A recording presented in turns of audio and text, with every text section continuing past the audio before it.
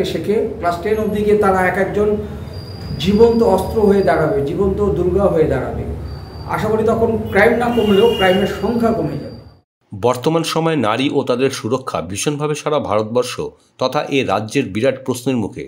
School, college, বিশ্ববিদ্যালয়, হাসপাতাল, স্বাস্থ্যকেন্দ্র, চাকুরিস্থল, এমনকি তার পারিবারিক বৃত্তের মধ্যেও যৌন নির্যাতন, ধর্ষণ, গণধর্ষণ ও খুন ঘটে চলেছে যে কোনো বয়সের মেয়ে ও নারীদের সাথে ধর্মবর্ণ নির্বিশেষে।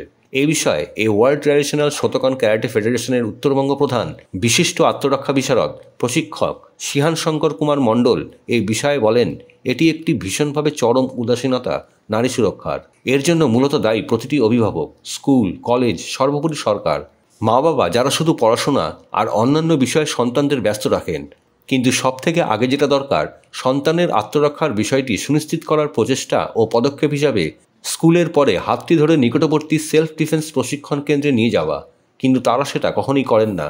জীবন আর সম্মানে যদি না থাকে, তাহলে কী বা মূল্য পড়াশোনা আর অন্যান্য অ্যাক্টিভিটির?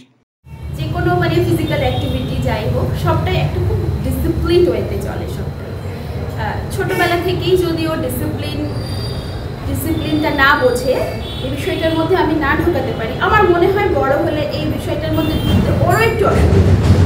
এটা তো গেল আমি এখন থেকে কেন শেখাচ্ছি। আর একটা এখন যা আমাদের, শুধু এখন বলবো না, চিরকালই মেয়েরা যেহেতু শারীরিকভাবে পুরুষের তুলনায় অবশ্যই তারা শারীরিকভাবে পুরুষের তুলনায় কম শক্তিশালী, এটা কিন্তু খুব সত্যি কথা।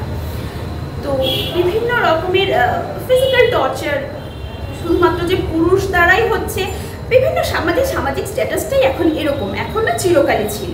তো সেক্ষেত্রে মেয়েদের আমার মনে হয় ফিজিক্যালি স্ট্রং হওয়াটা খুব জরুরি। তাদের মেয়েরা তো এই শুধুমাত্র ফিজিক্যালি তারা একটু দুর্বল বলে তারা তো থেমে নেই কোথাও, তারা সব জায়গায় যাচ্ছে, চাঁদেও যাচ্ছে। তো তাদের তো সমানভাবে লড়তে হচ্ছে পুরুষদের সঙ্গে, সমাজের সঙ্গে। তো ফিজিক্যালি স্ট্রং হওয়াটা খুব জরুরি আমার মনে হয়েছে। সেই জন্য আমি একদমই ছোটোবেলা থেকে দিয়ে দিয়েছি ওকে এই ক্যারাটের মধ্যে, যাতে ও শুধু নিজেকে রক্ষা করার জন্য নয়, ও যাতে আরও দুজনকে রক্ষা করতে পারে, হ্যাঁ, এবং একদম সমাজের চোখে, এই পুরুষ শাসিত সমাজের চোখে চোখ রেখে এগিয়ে যেতে পারে, সেই জন্য। সংগঠনের পক্ষ থেকে আমরা দ্য ওয়ার্ল্ড ট্র্যাডিশনাল শতকানের অর্গানাইজেশন থেকে বর্তমান সময়ে যে নারী নির্যাতনগুলো চলছে, তো সেখানে তো সরকার একটা পদক্ষেপ নিয়েছে, প্রশাসনিক কিছু পদক্ষেপ যেমন নিয়েছে, তার সাথে সাথে সেলফ ডিফেন্স শেখার জন্য প্রতিটা স্কুলে কন্যাশ্রী বা অঙ্গীতার মাধ্যমে 12 দিনের ট্রেনিং প্রজেক্ট করা হচ্ছে। কিন্তু 12 দিনে তো কোনো শিক্ষা শেষ হবে না, সেলফ ডিফেন্স একটা ভাস্ট সাবজেক্ট। তাই আমরা আমাদের সংগঠনের পক্ষ থেকে বলেছি প্রতিটা মেয়ের আত্মরক্ষার অধিকার রয়েছে।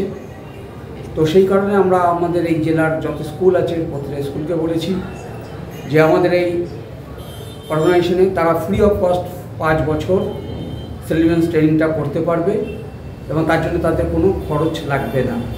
যেটা সরকার 12 দিনের জন্য প্রজেক্টটা দিচ্ছে, আমরা 5 বছরের জন্য এই প্রজেক্টটা তাদেরকে সুযোগ দিয়েছি। এই যে নারী নির্যাতন আগেও ছিল, এখনও আছে, ভবিষ্যতেও থাকবে, কিন্তু যদি সেলফ ডিফেন্স প্রতিটা মেয়েরা ছোটো বয়স থেকে শিখতে পারে, আমাদের দৃঢ় ধারণা 100-র মধ্যে অন্তত 80% মেয়ে তার আত্মরক্ষাটা করতে পারবে। এবারে এই রেটটা যদি কন্টিনিউয়াসলি চলতে থাকে আর এই ধারাটা যদি বজায় থাকে, প্রতিটা স্কুল এবং গভর্নমেন্ট থেকে যদি পদক্ষেপ নেয় যে এটাকে রেগুলার করতে হবে, তাহলে আজকে যে 1 বছরের বাচ্চা, এই 3 বছরের বাচ্চা, 5 বছরের বাচ্চা, তারা যদি এই ছোটোবেলা থেকে শেখে, ক্লাস 10 অবধি গিয়ে তারা এক একজন জীবন্ত অস্ত্র হয়ে দাঁড়াবে, জীবন্ত দুর্গা হয়ে দাঁড়াবে। আশা করি তখন ক্রাইম না কমলেও ক্রাইমের সংখ্যা কমে যাবে। বাচ্চারা রয়েছে, তারা যদি এখন থেকে শেখে, তাহলে তারা আগামী দিনে এই যে ক্রাইমের হার, নারী নির্যাতনের হার, সেটা 100% না হোক 50% কমে যাবে। ব্যুরো রিপোর্ট, খবর সীমাহীন।